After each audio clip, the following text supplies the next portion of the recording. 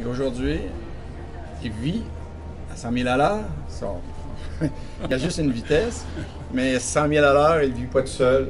Alors, il est en sécurité. Alors, en attendant, je vous présente Mario. Mario va nous chanter un chant. Après ça, il va nous faire son témoignage. Est-ce que toi, Danny, tu vas être prêt pour son témoignage tout à l'heure? Tu vas être prêt, OK. Alors, tu veux beau? Merci, oui. Vas-y. Vous avez remarqué que pour un conférencier, j'ai enlevé mon veston parce que quand l'eau est rendue jusqu'ici, sans faire les bras, faut se soulager un peu. Alors, le chant que j'ai choisi va bien avec mon témoignage parce que j'ai fait la connaissance de l'amour merveilleux que Dieu a pour ses enfants. Alors, dans votre livre, j'ai choisi le numéro 36. Merveilleux amour. Merveilleux amour, amour de Dieu pour moi. Merveilleux amour de Jésus sur la croix. Vaste autant que les océans, profond plus que les mers, au plus haut que l'azur des cieux, est son amour. On le reprend tous ensemble. Merveilleux amour, amour de Dieu pour moi. Merveilleux amour de Jésus sur la croix. Vaste autant que les océans, profond plus que les mers, au plus haut que l'azur des cieux, est son amour. Au plus haut que l'azur des cieux, est son amour.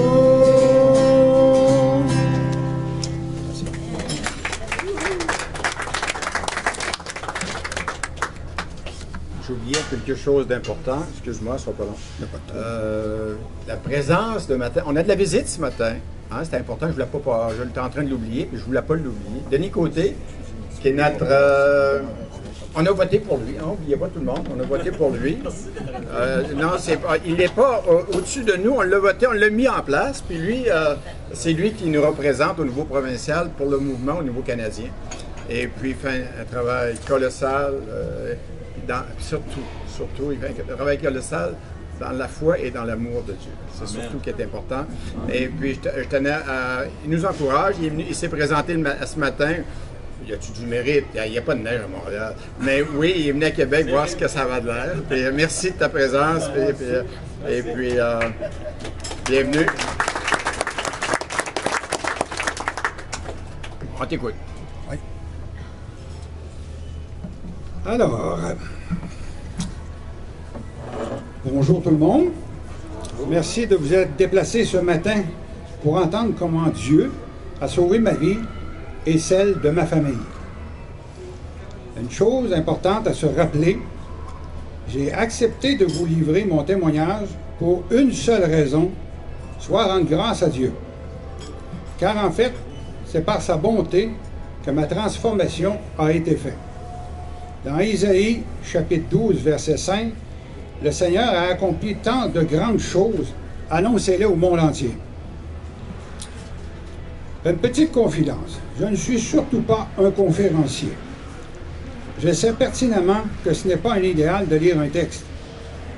Mais compte tenu du récit des épisodes très difficiles de ma vie, pour lesquels je vais sûrement verser des larmes, j'ai pris la décision de lire mon histoire et je vous prie de m'en excuser.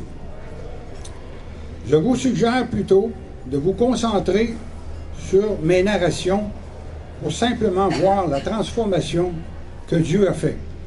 Voilà, ceci dit, je me lance. Je me présente, j'ai 61 ans, marié depuis 37 ans, père de 2 beaux enfants, Marianne, 25 ans, et Benoît, 29 ans. Ma première carrière, chauffeur d'autobus pour Orléans Express. Ma deuxième carrière, également chauffeur d'autobus de ville pour le RTC ici à Québec. Et je suis maintenant retraité depuis 7 ans. Mon histoire, à 10 ans, ma vie chez mes parents était déjà un cauchemar. Ma mère était dépressive et surtout sans ressources. Vers 10 ans et demi, pour une raison dont je ne me souviens même plus, ma mère a décidé de me disputer. Elle a commencé à me frapper avec un balai. J'étais écrasé au sol. Et elle frappait, et elle frappait. Soudain, le balai se casse en deux. Elle jette les morceaux et attrape une grosse règle en bois du temps. Et elle recommence à frapper de toutes ses forces. Mais elle oublie de s'arrêter. Et là, les fils se touchent dans ma tête. Je me lève, lui arrache la règle des mains. Je la tire au bout de mes bras et je prends ma mère sous les bras, je la soulève et je la projette dans le divan. Imaginez-vous un petit bonhomme de 10 ans.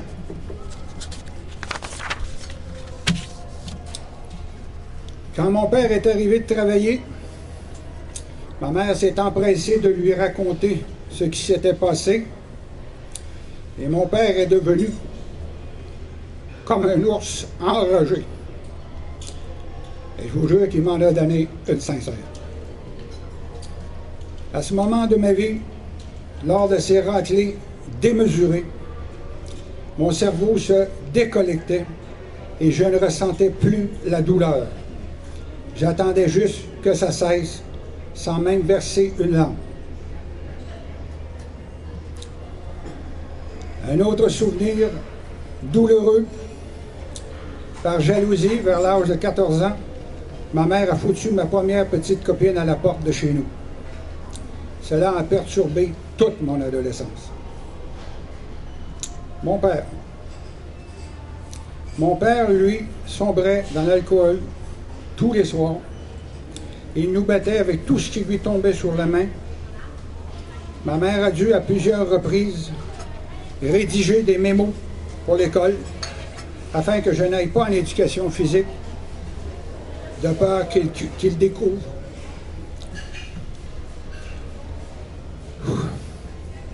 Mon corps meurtri de coups. À l'âge de 17 ans, alors que mon père avait décidé de nous punir sévèrement, d'être arrivé à 21h10 au lieu de 21h, il s'est jeté sur mon frère et s'est mis à le ruer de coups. J'ai soudain pris la décision que j'en avais assez, et si je devais en mourir, je m'en foutais, et je lui ai tenu tête. Il s'est agrippé à mon linge pour m'amener à lui, mais il a tout déchiré, et j'ai pas bougé. Il m'a lancé toutes sortes d'injures et m'a crié de sortir de la maison. Je lui ai répondu, « Lorsque tu seras dégrisé, si tu me le demandes, je partirai. » Sa colère a encore monté d'un cran et je n'ai toujours pas bougé d'un poil. Au cours de la semaine qui a suivi, il a continué de s'en prendre à mon frère et à mes sœurs. Le vendredi suivant, je l'ai confronté à nouveau. Je lui ai dit que c'était terminé de violenter toute la famille. Et qu'à partir de ce soir, si il touchait encore à quelqu'un dans la maison, qu'il n'aurait aucune place sur la terre pour se cacher et que je le retrouverais et qu'il en mangerait toute une. Tout s'est arrêté ce soir-là. Mais vous imaginez bien qu'après toutes ces années de terreur, je suis sorti de l'adolescence, tout brisé et bien sûr célibataire. Quelques années plus tard, J'ai eu une copine, et ça n'a pas fonctionné. Puis j'ai rencontré une belle jeune fille du nom de Joanne, et je l'ai mariée en 1982. Et qu'à l'opposé, pour moi, c'était plutôt important. Comme cela m'affectait énormément, j'ai cherché pourquoi c'était comme ça pour Joanne. Mais on m'avait dit que c'est comme dans n'importe quel domaine. Il y a des gens qui peuvent être végétariens, d'autres aimer la viande, ne sont pas plus mauvais pour ça. Et j'ai cherché dans des livres, dans des séminaires, dans des thérapies. Et même, j'ai fini par consulter une psychologue pendant 2 ans. Le résultat, tous étaient d'avis que la seule façon pour moi de trouver le bonheur, c'était de divorcer et de refaire ma vie avec une autre partenaire. Suite à cela, j'ai pris la décision des experts, soit de divorcer. Pendant 3 mois, j'ai vécu l'enfer. J'essayais vraiment de le dire à mon épouse, mais je regardais mes enfants et je m'écroulais en larmes. Je ne pouvais pas m'imaginer me séparer de mes 2 enfants. Un soir, alors que je me préparais pour un voyage Montréal-Rimouski de nuit, toujours pour Orléans Express, j'ai été interpellé par Pierre, un collègue de travail chrétien, qui avait remarqué que je n'allais pas bien. Pendant quelques minutes, il m'a écouté lui raconter que je n'arrivais plus à vivre avec mon épouse, mais que je ne pouvais pas me séparer de mes enfants. Puis il m'a dit avec assurance une chose qui m'a totalement bouleversé. Il m'a dit une chose que tu n'as pas fait pour éviter de divorcer avec ton épouse, c'est de prier Dieu pour ton épouse. Je lui ai répondu, mais qu'est-ce que tu dis là? C'est quoi cette histoire-là? Tu vas prier pour ta femme, puis on ne divorcera pas? Il m'a répété que si je le voulais, on prierait Dieu ensemble et que Dieu arrangerait les choses avec mon épouse et moi. J'ai eu confiance en Pierre, cet homme de Dieu, et on a prié ensemble à plusieurs reprises. Les jours et les semaines ont passé, et Pierre et un autre ami chrétien, du nom de Pierre aussi, me guidaient à prendre la décision de confier ma vie à Dieu. Je vous avoue que j'étais très sceptique que ça changerait quoi que ce soit. Mais Dieu a permis que j'expérimente, pas 1, pas 2, mais 3 grands miracles de sa part. Le premier, durant un voyage d'autobus de Montréal à Trois-Rivières, une journée de verglas. Un peu comme ce qu'il annonce en fin de journée, là. Quand il y a un quart de pouce de glace partout sur la planète, je peux vous garantir que se promener avec un autobus qui paye 50 000 livres, c'est pas évident. La route était impraticable à Louisville, sur mon trajet, et une vanne s'apprête à me virer d'en face. L'intersection est faite comme en T. Lui s'en vient en face, puis devant l'autobus, on ne voit pas ça, ça a quand même bord en bord et haut, mais il ne l'a pas vu. Et sur les autobus, on avait des flûtes à l'air qui étaient ça de long.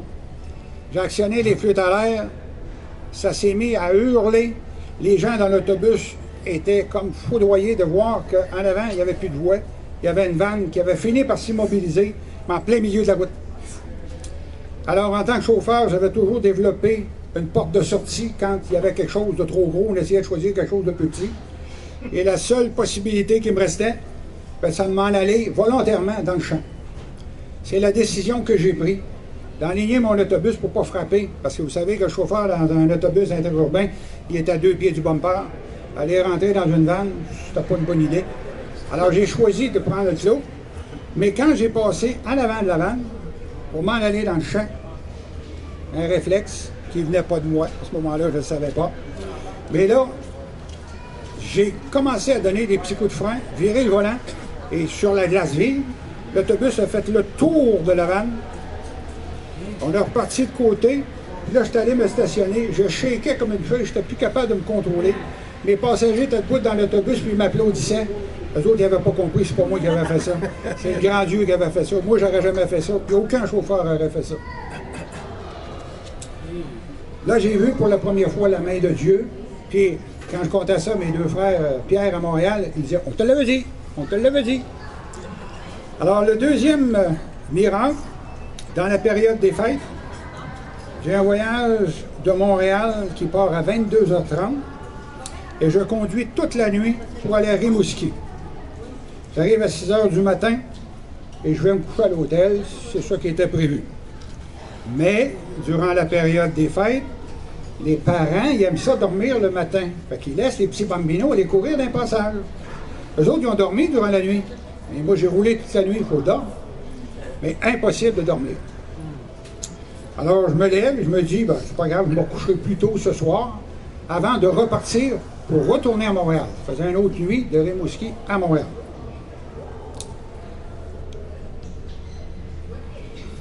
Vers 17h, le téléphone sonne à ma chambre.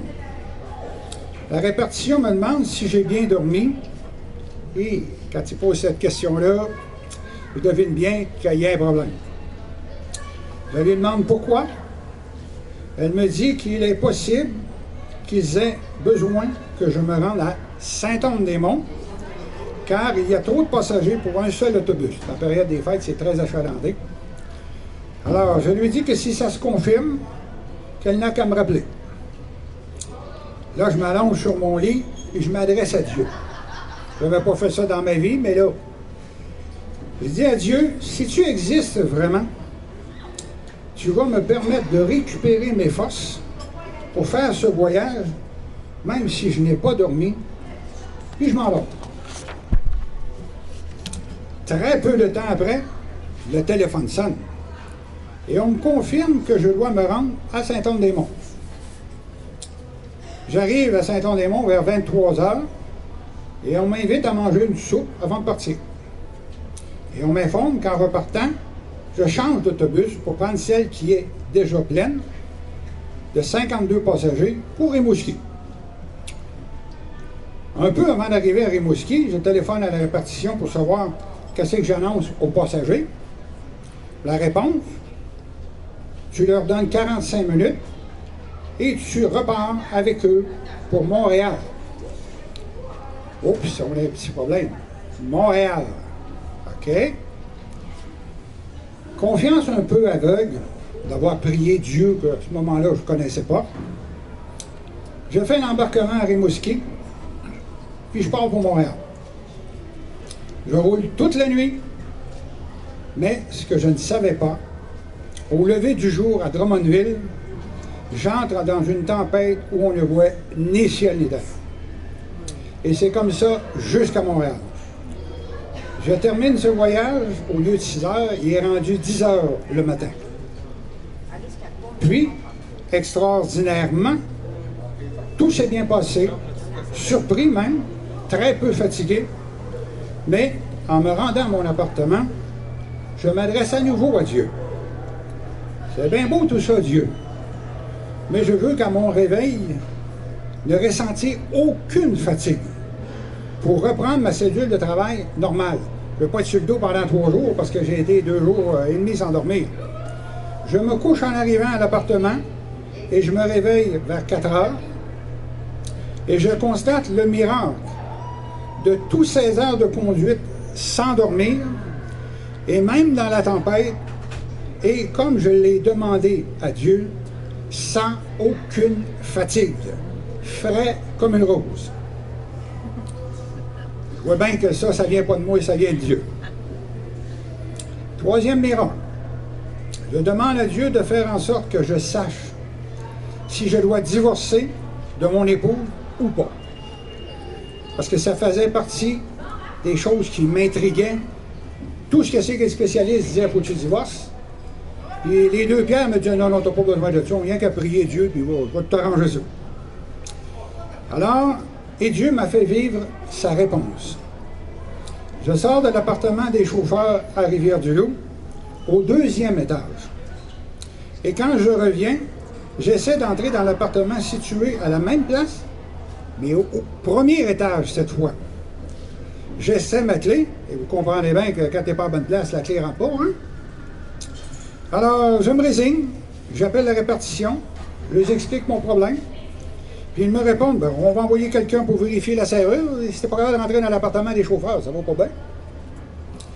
Un peu plus tard, je téléphone à la répartition, ils me disent que le concierge, ben lui, il n'a rien trouvé, la serrure va bien, puis qu'il n'y a pas de problème. OK. Lui, il a un problème, mais il n'est plus là le problème, on va être correct. Je retourne à l'appartement, et je me dirige vers l'appartement du 1er étage, et j'entre ma clé, et la porte s'ouvre.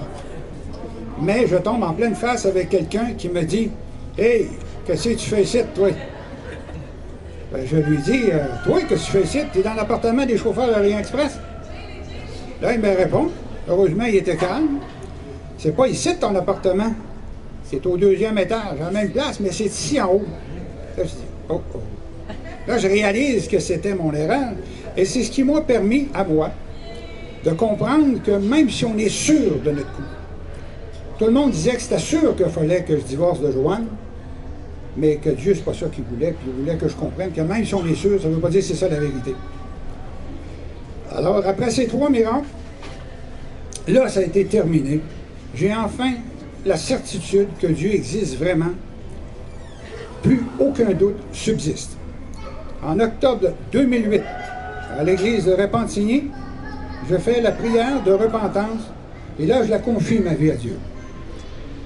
Par la suite, j'ai décidé de me faire baptiser. Ma vie n'a plus jamais été la même. Je pouvais toujours compter sur Dieu et continuer d'être béni abondamment. Avec des prières sans relâche adressées à Dieu, Dieu a fait un autre miracle, cette fois en moi. Il m'a permis de vivre avec mon épouse en abandonnant mes besoins sexuels pour me concentrer sur le bonheur de mon épouse à la place. Il a rétabli l'harmonie dans ma vie de couple au point qu'1 an après avoir confié ma vie à Dieu, j'ai offert une nouvelle alliance à Joanne tout en renouvelant mes promesses de mariage avec la famille à Joanne et la mienne. En septembre dernier, on a fêté 37 ans de mariage par la grâce de Dieu. En 1998, de passage à Québec, entre 2 voyages, je suis allé passer les tests d'embauche pour le réseau de transport de la capitale, les villes, des autobus de ville, que j'avais déjà passé ces tests-là pendant 16 ans, que j'avais tout essayé les concours, mais je n'avais jamais été sélectionné. Puis un coup que les concours sont faits à l'université, je retourne travailler à Montréal. Au cours de l'année 2000, mon épouse a fait un burn-out qui a duré 9 mois. Imaginez mon épouse avec les enfants à Québec, toute seule, et moi qui travaille à Montréal 8 jours sur 10. Ça a été très difficile pour toute la famille. Mais on a prié et confié cette situation à Dieu Tout-Puissant. Et après 4 ans de travail à Montréal, Dieu a permis un concours de circonstances qui m'a permis d'être transféré à Québec pour être à la maison tous les soirs. Imaginez quelle bénédiction. Mais avant de partir de Montréal pour venir travailler, vivre à Québec, je réalisais que je perdais mes frères chrétiens de Montréal et cela me faisait très peur. Mais, vous devinez, on a prié encore et encore, et Dieu ne s'est pas tanné de recevoir mes demandes. Il a répondu encore une fois. Je vous raconte. Je m'informe et on me suggère d'aller au carrefour chrétien de la capitale. Je me présente là pour la première fois, un peu inquiet, et sans le savoir, une demi-heure en retard. Mais, je vous le dis, Dieu répond à nos prières. J'ouvre la porte et j'entre dans le vestibule, et à ma grande surprise, un homme s'avance vers moi et me tend la main. Se présente, je me nomme Régent Maltais. Je te souhaite la bienvenue. Je t'attendais, car l'Esprit de Dieu m'a avisé de ta visite. Je dis, oh, allez. Effectivement, Régent m'attendait. Il avait été avisé divinement qu'il y avait quelqu'un qui avait besoin d'être accueilli. Puis ce quelqu'un-là, ben, c'était moi à la réponse de mes prières. Encore là, je réalise que Dieu avait exaucé mes prières d'une façon que je ne pouvais même pas l'imaginer. Suite à la rencontre de Régent, cet homme de Dieu, il s'est occupé de moi, nouveau chrétien, pendant des mois d'une façon extraordinaire. En 2001, le téléphone sonne, le réseau de transport de la capitale. On me dit que je suis toujours intéressé par un poste de chauffeur de bus, que c'est rendu à mon tour.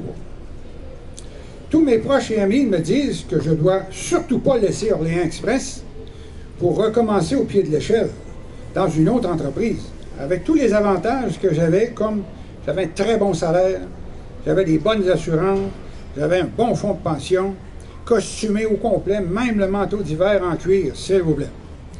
Mais moi, je ne savais pas décider entre les deux compagnies de transport, mais je me suis dit que Dieu, lui, il sait lequel va m'apporter le bonheur. J'ai prié pour qu'à l'entrevue, j'obtienne l'emploi, ou que je ne l'ai pas si c'est ça qui était mieux pour moi. Dieu a permis que j'aie cet emploi en septembre 2001, après 16 ans d'attente. Durant ma formation de chauffeur d'autobus, on m'informe que j'ai 3 ou 4 ans à travailler tous les fins de semaine, comme avant-dernier de la liste d'affectation de travail. C'est normal, le petit dernier, il prend ce qui reste. Hein? Mais je me présente encore devant Dieu et je dis, « Seigneur, tu as écrit dans la Bible que ton peuple ne doit pas travailler le jour du sabbat. Alors, Seigneur, je suis bien d'accord de me conformer à ce commandement, mais j'ai besoin que tu fasses encore un autre miracle. Pour moi, afin que je ne travaille pas le dimanche. » Et je confie ça à Dieu. Quelques jours plus tard, je me présente à la fameuse salle d'affectation pour choisir mon travail. Mais imaginez, il y a 998 chauffeurs qui ont choisi avant moi. Et il ne reste que moi et le petit dernier. Je suis l'avant-dernier, imaginez-vous, je suis chanceux. Le choix est simple. Je regarde les deux documents et je suis complètement viré à l'envers.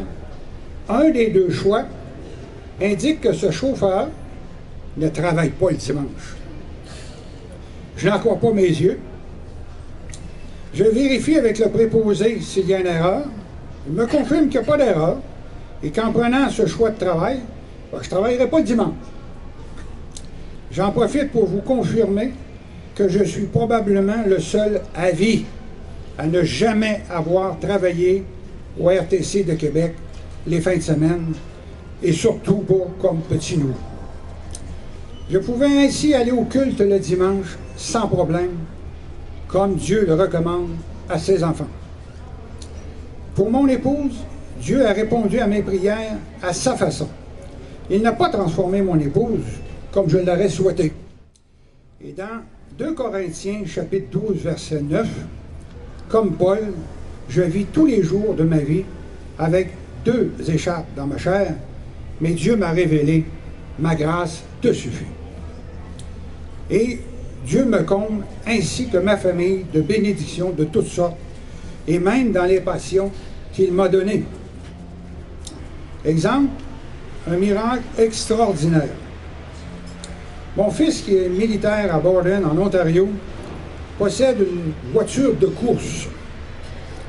Avec des amis venus lui rendre visite pour le congé de la fête du travail, il se déplace en direction de la plage de Wagaza Beach.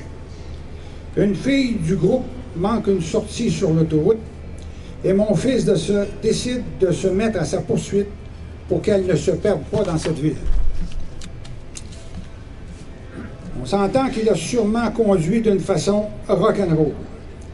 Et 2 policiers de la ville qui sont sur un viaduc voient ces acrobaties sur la route et leurs fils se touchent dans leur tête. Et il sonne l'alarme générale sur toutes les ondes radio. Police de ville, police militaire. Et on demande à tous d'intervenir, d'intercepter une petite voiture sport. Et il en donne la description en déclarant qu'il l'accuse de conduite dangereuse et criminelle. Dans la soirée, mon fils se présente et se fait intercepter à son retour à la gate de la base militaire. Après l'annonce sur les ondes de la radio de la police de son arrestation, 8 policiers se rendent sur les lieux et lui demandent ses papiers et fouillent son auto de fond en comble et après un bon moment lui remettent son mandat d'arrestation pour conduite dangereuse et criminelle. Mon fils réalise bien que ça ne va pas du tout. Il m'appelle et m'explique ce qui s'est passé. J'essaye de le rassurer et il lui dit que je vais voir ce que je peux faire pour l'aider.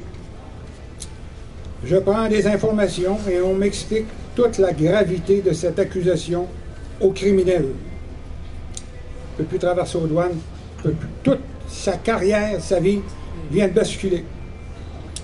Je contacte mon beau-frère qui me dit qu'il va s'occuper de lui trouver un avocat bilingue pour qu'on puisse communiquer. Je me vois déjà hypothéquer la maison pour payer les frais d'avocat. Et effectivement, un avocat entre en contact avec mon fils. Je finis par savoir que l'avocat ne peut pas avoir l'accusation et que pour l'instant, il lui charge 300 $ pour ouvrir son dossier et l'accompagner lorsqu'il va comparaître en cour. Mais moi, je me dis que seul le Dieu, le grand Dieu que je connais, peut le sortir du pétrin dans lequel il s'est placé. En panique pour la vie de mon fils, je prends la décision de téléphoner à tous les chrétiens que je connais. Régent et Mimi, les 2 frères Pierre de Montréal, Ronald Lucier, directeur de Défi Jeunesse, et bien d'autres. Tout le monde me confirme qu'ils vont prier pour que mon fils soit libéré de cette accusation très grave. Et je prie, et plus j'y pense, plus j'angoisse pour mon fils, au point que, comme dans Juge, chapitre 6, verset 17, je demande un signe à Dieu. C'est beau prier, mais je vire en envers des jours et des jours et des jours. Et quelques jours plus tard, mon fils me téléphone pour me dire qu'il avait été arrêté et conduit devant un haut gradé de l'armée. Il lui a dit qu'il était au courant de l'accusation qui pesait contre lui. Lui, il avait le document. L'avocat n'était pas capable de l'avoir, mais le haut placé était capable de l'avoir. Et qu'il voulait savoir ce qui s'était passé. Benoît lui a tout raconté en détail, puis l'officier s'est adressé à mon fils. « C'est bien que vous disiez la vérité. » Il ajoute que dans le document de l'accusation, il n'y a rien de solide pour l'accuser. Pas d'arrestation sur les lieux, pas de lecture de radar.